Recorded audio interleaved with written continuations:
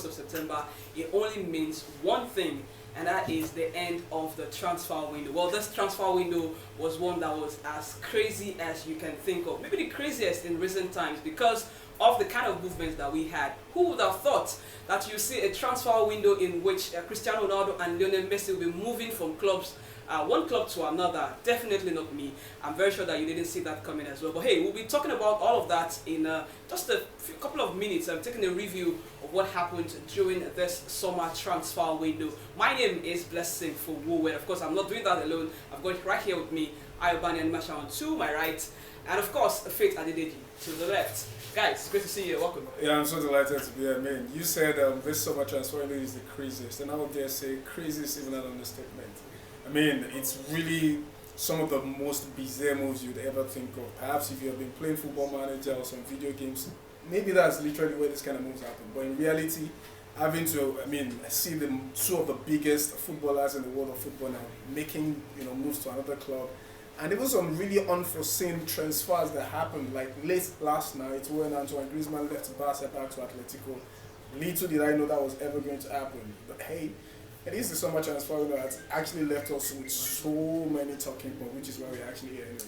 Yes, indeed, so many talking points, and that's exactly why we are here. I mean, I talked about how you only get to see these kind of moves in PlayStation. And imagine you're building a team, you're bringing all of the best legs together. But hey, this is not PlayStation, it's real life. Yeah, seeming like Football Manager for me. I mean, despite the COVID-19 pandemic, you just have to say I was a super transfer window. Very crazy one at that. Very unexpected transfer sessions that we had with several, maybe top stars. Lionel Messi moving in the transfer window, Cristiano Ronaldo. In the same window, you have Antoine Griezmann. I mean, you look at all these players and you feel like we might probably never have a transfer window this crazy. And it could also spark a kind of domino effect on transfer going forward. And we'll be having similar unexpected transfer sessions going forward. So I mean, super transfer window we had this summer. Well, for me, I was surprised really because I thought that the effects of coronavirus had not yet left the club sides, and you see many of them being stingy, quote and unquote, not willing to go into their purses to bring up money. How wrong I was. But hey, let's just go right into it, into all of those transfers that got us, got our mouths open, got us surprised. For me, first off, it has to be about Lionel Messi making that move from Barcelona to Paris Saint-Germain. We thought he was going to stay back at Barcelona, but of course, the last 1 minute basically is too long when it comes to football because, results can switch just like that. And of course, we had Messi moving to PSG. I didn't see that coming anyway. Neither did I. But PSG, maybe you talk about the kind of business they've done this season. Yes, absolutely true. They were quite shrewd at the points.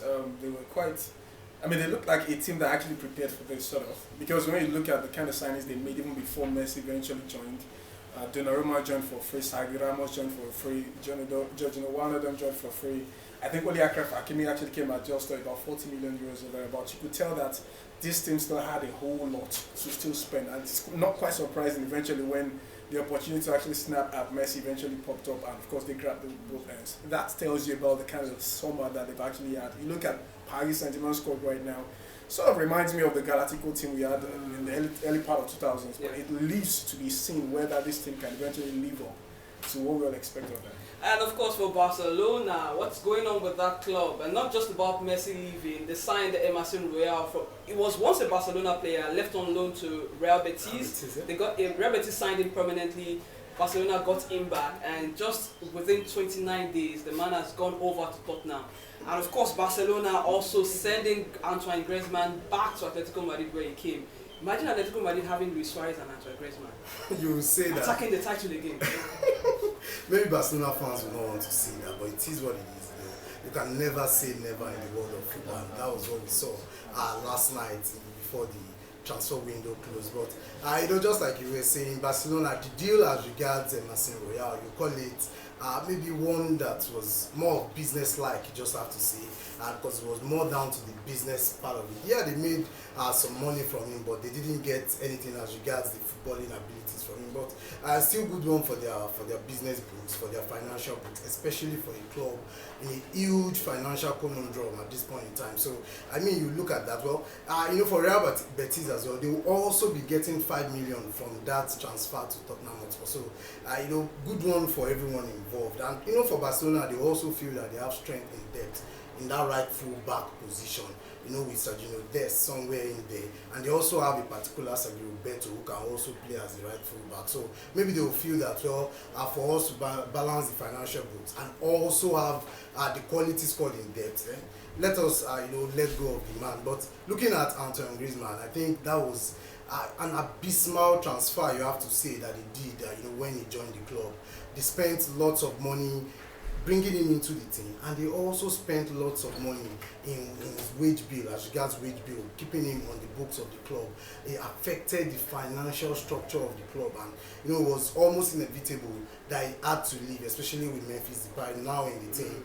And they were also able to register Sergio Kun Aguero before the end of the close of the deadline. So you also feel that maybe they also have strength in depth in that forward position. But Barcelona still looks like a club that would probably struggle with this season, and it's not far from the truth. Post Lionel Messi era, post any big icon, any iconic figure, we've seen Manchester United struggle with the post Alex Ferguson era. We've seen Arsenal struggle with the post Arsene Wenger era. So maybe Barcelona, it's time for the post Lionel Messi era. Post Lionel Messi era it is. Are they going to struggle? Well, we're going to find out. I don't know what you think as a Barcelona fan. I mean, we went to the street to talk to our people. Which of the transfers that went down during the summer transfer window was the biggest? And of course, there was a varying degree of responses, especially from Barcelona fans who were not really happy but Messi left, and for those who are Cristiano Ronaldo fans, who are also Manchester United fans, and also happy that this man came back home. Well, Ronaldo is back home to Manchester United. Home sweet home. Yeah, home sweet home, but as a 36 years old, obviously you don't expect as much as perhaps they could have gotten from him had it been they were eventually able to sign him in 2018 when he left to Real Madrid for Juventus. But all the same, we have somewhat, arguably one of the biggest players in the world of football at the moment. Even at the age of 36, it doesn't play like one. It still guarantees you at least 20 goals in a season. It guarantees you utmost commitments that you can ever imagine from a sheer professional football player. And ultimately, I can imagine how the dressing room at United would be, especially when they are down at halftime. I mean, you'd have so many leaders in that team as you speak right now. Remember, there's still a team captain right there, the defender, Harry Maguire. There is Bruno Fernandes, whose effect was quite evident when he joined in January of 2019. So having Ronaldo also join that kind of team as well, I think leaves them with a whole lot to actually offer, not just in the race for the Premier League title, but ultimately maybe just a shout for the Champions League as well. Just never can tell, because Cristiano Ronaldo, as we all know, some tag him rather as even the Champions League man. So with him at United, gives them such a huge boost for the title. How about we take a break right now to get back to the streets to listen to what Manchester United fans had to say about the arrival of Cristiano Ronaldo for his second stint right there at United. The transfer market ended yesterday. Yes. What was the biggest one for you? See Ronaldo. See Ronaldo coming? Yes, coming to Man United. What was the biggest transfer for you? For me, it's Messi going to PSG. Messi going to Man U. Okay, what was the biggest transfer for you? To me, it's Ronaldo first. Cristiano Ronaldo, yes. Coming back home. Yes. What was the biggest transfer for you? I can give Grealish because Grealish going to Man City. Yeah. Okay. Which transfer was the biggest one for you? See Ronaldo. See Ronaldo going back to Manchester United. Okay.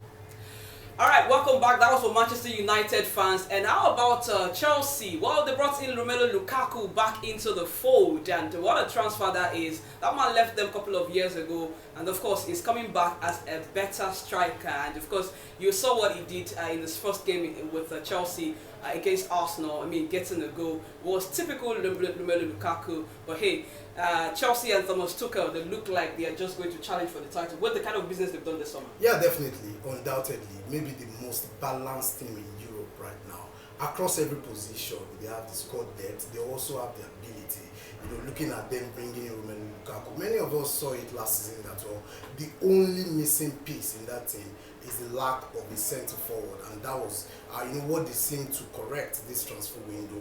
With Timo Werner not firing on all cylinders, being so profligate. Fantastic work rate, fantastic work ethic. Okay, Chelsea seems to have a big season ahead of them, but if you go to the other part of London where you have Arsenal, do they have a big season ahead of them? Maybe yes. Is it a positive season? We do not know. Is it negative? We do not know. But hey, when you talk about the teams that has made the most transfers in England in terms of money spending, Arsenal is that team. But have they recruited well? It's a big question. So should we talk about Arsenal transfer or is it pointless?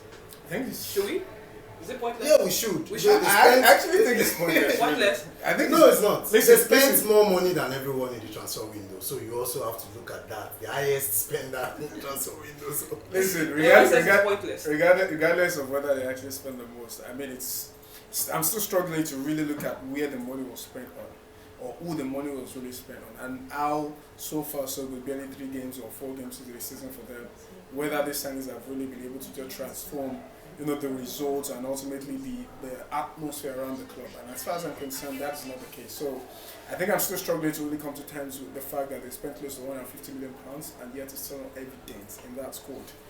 Maybe, just maybe, we need to sit down sometime and talk about the scouting network of Arsenal. It used to be the best in the world, So maybe arguably the best in the world, but right now it is far from that. Far from that. They are not playing in Europe this season. Also played a huge role in what happened in the transfer window. You will not get the best players available when you are not playing Even without playing in Europe or with playing in Europe, we've seen Arsenal in times past still signing the best young stars. Sam Renazzo was relatively unknown in the French League on. He came to England, was a boom. Likes of Guy Clichy and lots of others. So when I'm talking about Arsenal scouting, they signed those guys when they were still playing. Regardless, but you didn't know these guys. I'm talking about the scouting network, not really about the caliber of the club as Arsenal itself. Whether you are actually playing in the Champions League or not, that doesn't necessarily translate to the fact that your scout network is quite good enough that they can spot the right talent and still sign them to your club. And when I'm saying that, I'm not even talking about the biggest of stars.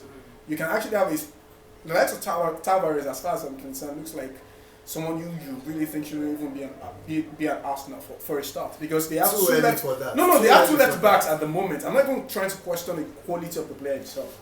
I'm talking about whether there is really a need for a left back at Arsenal. Do you get the point? So it's really quite questionable whether Arsenal really should have even spent that much, or even if indeed they needed to.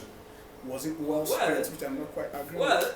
It's a bit of disagreement between Faith and AY here. AY thinks it's pointless to talk about Arsenal transfer. Faith, on the other hand, feels, hey, we just have to talk about them regardless of what Arsenal is doing at the moment. But hey, it was also very difficult for us to get Arsenal fans on the street to talk about what their team has done this summer. To them, it was pointless. Listen to this. Don't argue with an Arsenal fan. They have no point. Arsenal is a disappointing team. Alright, welcome back from that.